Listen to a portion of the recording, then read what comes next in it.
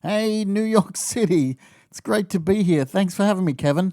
I can't believe I'm here at the home of Die Hard with a Vengeance, that fabric shop that Tim Gunn used to thank like an old friend on Project One Way.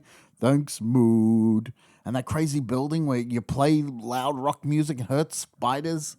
Anyway, today you're going to have to join me down here. Come on, let's save 20 hours on a plane and come and visit me where I live, down here in Melbourne, Australia.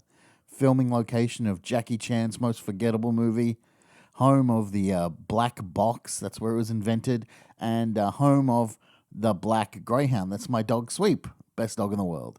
Anyway, my name is Michael Williams. I'm a comedian from Melbourne, and I have eaten fast food all around the world. Across 4 continents. 5 if you count boats as a continent. And some people do. Let's talk about Australia and fast food. So for over 60,000 years, the first Australians lived at peace with the land and without fast food. Then the worst people in the world, the British, dropped off their worst people. Being the worst of the worst, they brought the worst British food. Things like bangers and mash, bubble and squeak, fry and lorry, squeakers and bang, lorry on mash, and fish and chips. The rest didn't last, but fish and chips did. 1, because it's delicious. 2, because they wrap it in newspaper, and there's a very small chance you can read the comics while you have dinner. Yes, this is what Australian comics look like. And yes, we're very proud of Lady Snake. She's on our $5 bill. But I want to talk about our top 8 fast food chains. 1 to 4, here they are. They shouldn't look too weird to you. I'll delve into them properly later. But let's just briefly go over 5 through 8. There's a few more surprises here.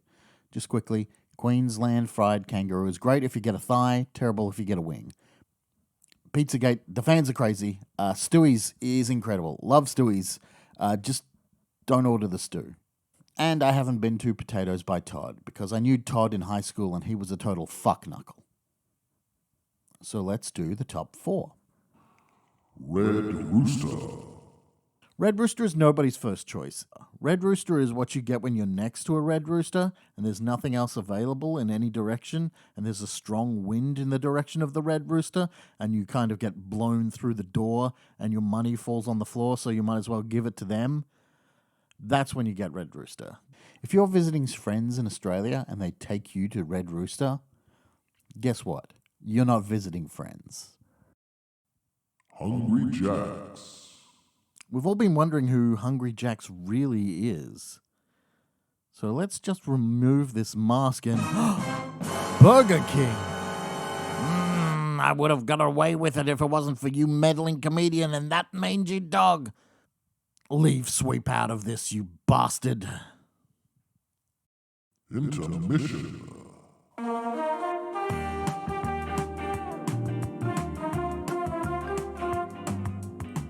In America, you have Wahlburgers. But in Australia, we have the Brothers Hamsworth. What a country!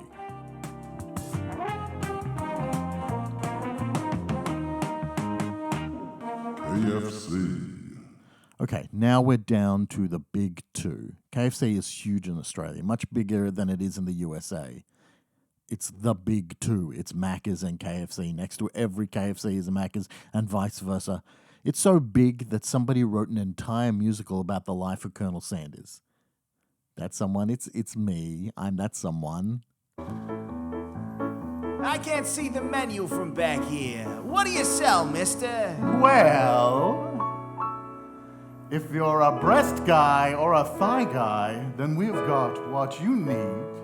You can have one of each in our 2-piece feed. Roll up, roll up. If excitement is your goal, then you'll be enthralled by our dinner rolls. When a man in Lederhosen yodels yodel-a-hee-hoo, well, he is crowing about the deliciousness of our Mountain Dew. When you're at the beach and you're riding a nolly wavies, you surf better when you drink our classic gravy.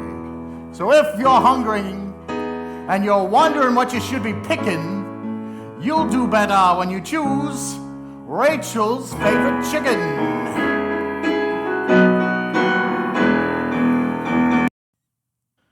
Anyway, the main super niche thing I want to talk about when it comes to KFC is mascots.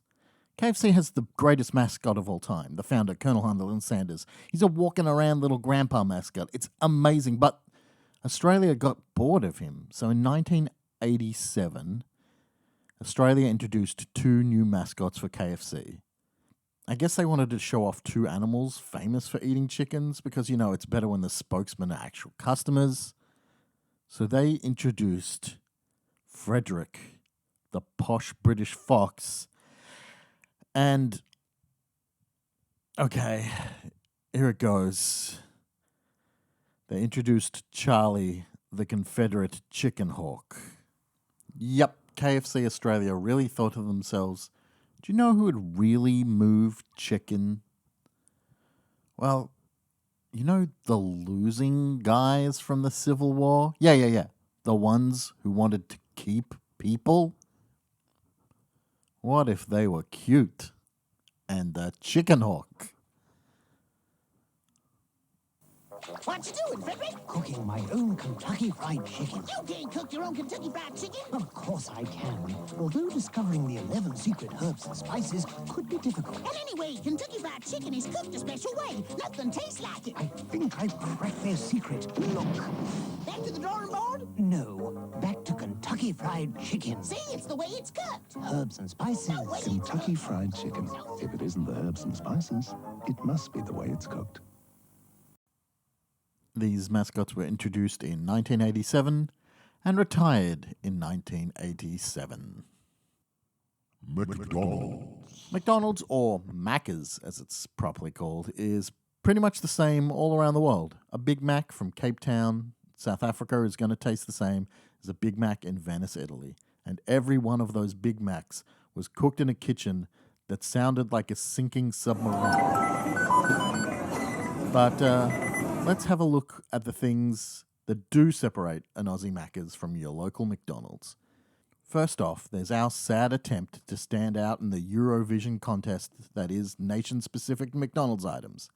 Canada has McPoutine, Japan has their prawn burger, Portugal has soup.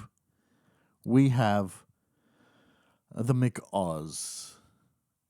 The McOz is a pretty standard hamburger, but get this, it has a slice of beetroot on it, or as you Yanks would call it, beets. It's gross. It makes everything you touch purple. And it's not just McDonald's. If you order an Aussie burger anywhere in this country, it's coming with a slice of fucking beetroot. And it just shouldn't be done. If your country ever did this shit, it would be like a 2-week promo at a Sheetz or a Wawa to promote season 3 of The Office on DVD or something. Not your national dish. Don't ever come here. We're proper fucked. Here is a deeply embarrassing commercial that aired on Australian TV to promote the McOz. I'm so sorry, America. Yo, my brother, we be living it large down under. This is valid, G. Right. Who the man? You the man. I'm the man. You the man. I'm the man. You are the man. That's right. Yo, my brother, what is that on my blanket? That beetle, bro. Beetroot. McDonald's McOz is back to stay, and with onions and that Australian slice of beetroot, Oh, mate. Get that in it here. brings out the Aussie in anyone. G, you the man.